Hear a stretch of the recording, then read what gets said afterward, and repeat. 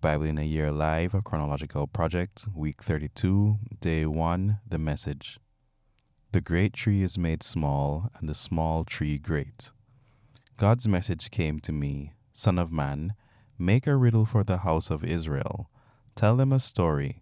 Say, God the Master says, a great eagle with a huge wingspan and long feathers, in full plumage and bright colors, came to Lebanon and took the top of a cedar, broke off the top branch, took it to a land of traders, and set it down in a city of shopkeepers. Then he took a cutting from the land and planted it in good, well-watered soil, like a willow on a riverbank. It sprouted into a flourishing vine, low to the ground.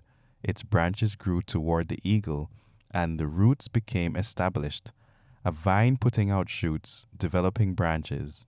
There was another great eagle with a huge wingspan and thickly feathered. This vine sent out its roots toward him from the place where it was planted. Its branches reached out to him so he could water it. From a long distance it had been planted in good, well-watered soil, and it put out branches and bore fruit and became a noble vine. God, the Master, says, will it thrive? Won't he just pull it up by the roots and leave the grapes to rot, and the branches to shrivel up, a withered, dead vine? It won't take much strength or many hands to pull it up. Even if it's transplanted, will it thrive? When the hot east wind strikes it, won't it shrivel up? Won't it dry up and blow away from the place where it was planted?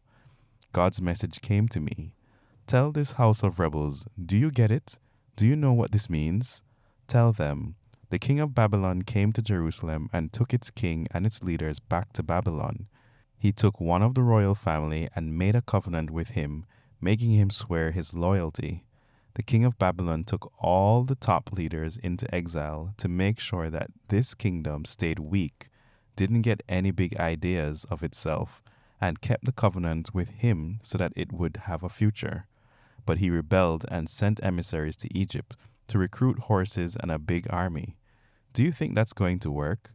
Are you going to get by with this? Does anyone break a covenant and get off scot-free? As sure as I am the living God, this king who broke his pledge of loyalty and his covenant will die in that country, in Babylon.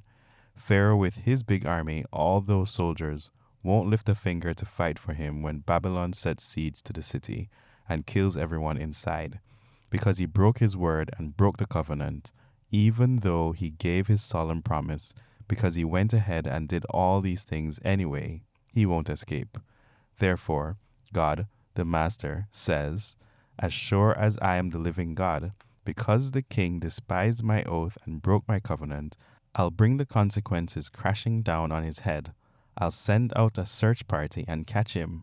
I'll take him to Babylon and have him brought to trial because of his total disregard for me. All his elite soldiers, along with the rest of the army, will be killed in battle, and whoever is left will be scattered to the four winds. Then you'll realize that I, God, have spoken.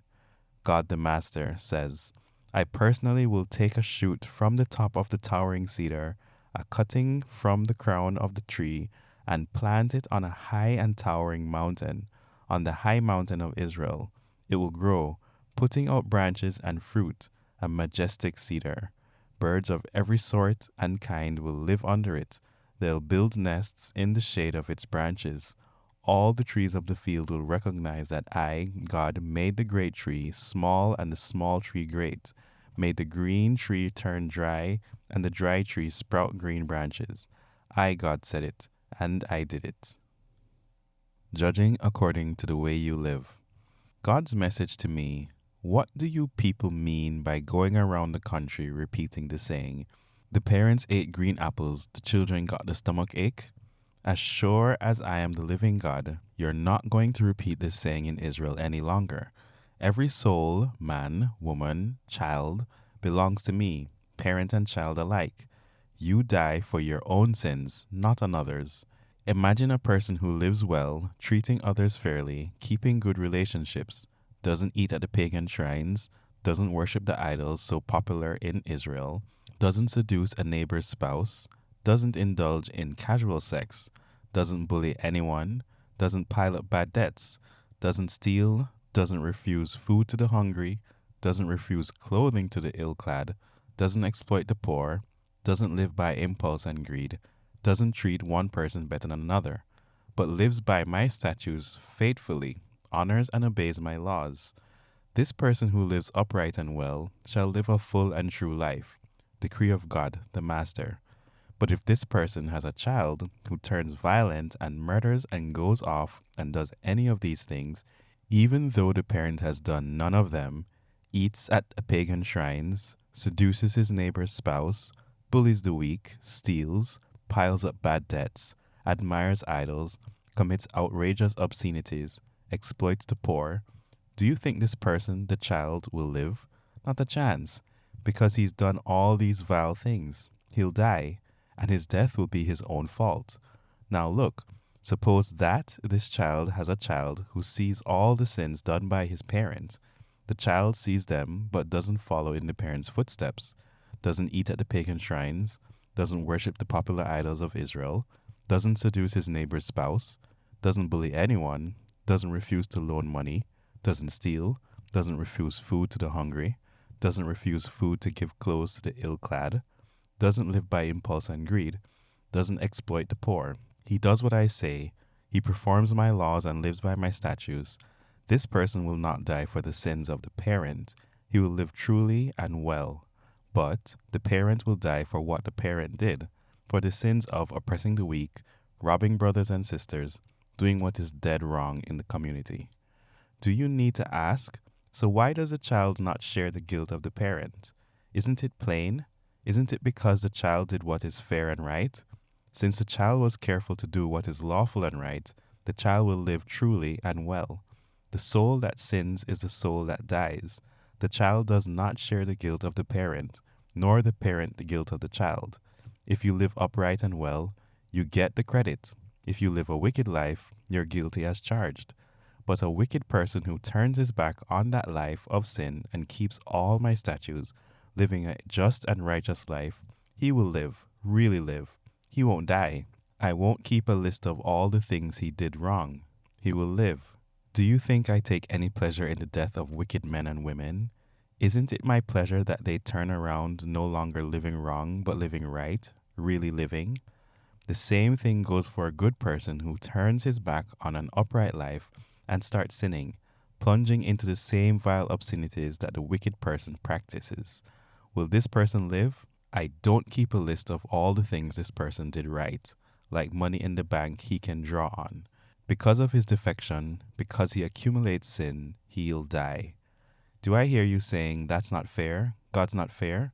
Listen, Israel, I'm not fair? You're the ones who aren't fair. If a good person turns away from his good life and takes up sinning, he'll die for it. He'll die for his own sin. Likewise, if a bad person turns away from his bad life and starts living a good life, a fair life, he'll save his life because he faces up to all the wrongs he committed and puts them behind him. He will live, really live. He won't die. And yet Israel keeps on whining. That's not fair. God's not fair. I'm not fair, Israel. You're the ones who aren't fair. The upshot is this, Israel. I'll judge each of you according to the way you live. So turn around. Turn your backs on your rebellious living so that sin won't drag you down. Clean house. No more rebellions, please. Get a new heart. Get a new spirit. Why would you choose to die, Israel? I take no pleasure in anyone's death. Decree of God, the Master. Make a clean break. Live. A story of two lions. Sing the blues over the princes of Israel. Say, what a lioness was your mother among lions. She crouched in a pride of young lions. Her cubs grew large. She reared one of her cubs to maturity, a robust young lion. He learned to hunt. He ate men. Nations sounded the alarm. He was caught in a trap.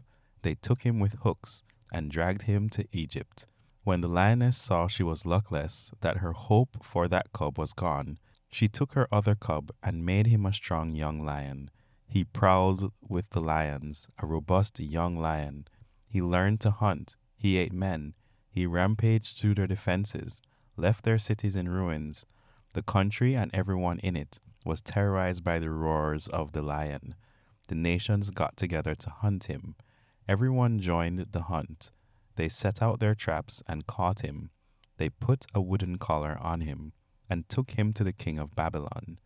No more would that voice be heard, disturbing the peace in the mountains of Israel. Here's another way to put it. Your mother was like a vine in a vineyard, transplanted alongside streams of water, luxurious in branches and grapes. Because of the ample water, it grew sturdy branches, fit to be carved into a royal scepter. It grew high, reaching into the clouds. Its branches filled the horizon, and everyone could see it. Then it was ripped up in a rage and thrown to the ground. The hot east wind shriveled it up and stripped its fruit. The sturdy branches dried out, fit for nothing but kindling. Now it's a stick stuck out of the desert, a bare stick in a desert of death. Good for nothing but making fires, campfires in the deserts. Not a hint now of those sturdy branches, fit for use as a royal scepter. This is a sad song, a text for singing the blues.